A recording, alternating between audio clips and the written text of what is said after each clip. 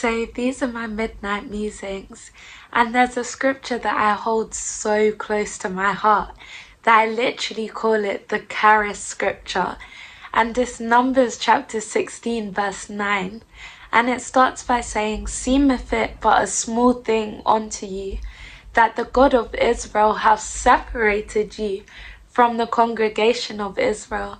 And I discovered this scripture during lockdown, and it was such a comfort to me, because growing up, I always felt like I fit, but I don't quite fit. I belong, but I don't really belong. And it all started with even something just as basic as image. So in my family, like, I'm a lot lighter than the rest of my family. And so growing up, I always felt like I belong in the sense that we all carry the same surname.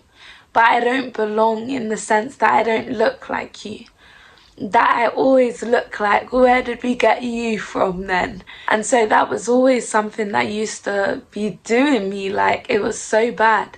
And I realized that that mindset, it kind of fed into a lot of different aspects of my life. So even in school, I would feel like I fit, but I don't fit.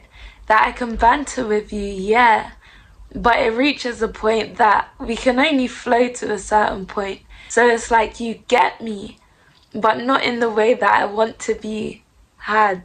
That sounds clumsy. But it's like you understand me partially, but not in ways that I want to be understood. And so I always carried that I don't fit, that I don't belong, that for whatever reason, I don't qualify to be a part. And it was a really damaging mindset that I used to carry. But then I started to think about David.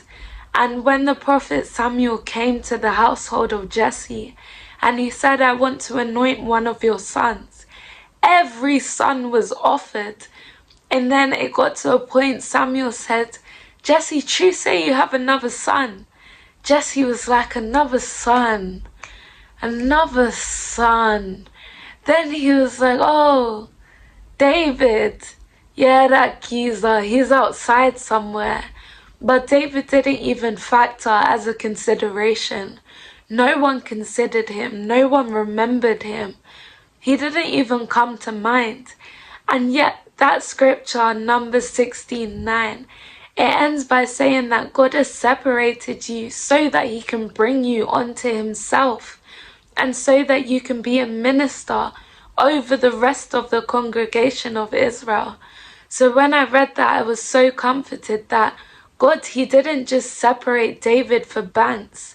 He didn't separate you so that you would feel alone and lonely and rejected and other and separate. And yeah, God didn't separate you so that you would feel these things, but he separated you so that he can bring you to himself.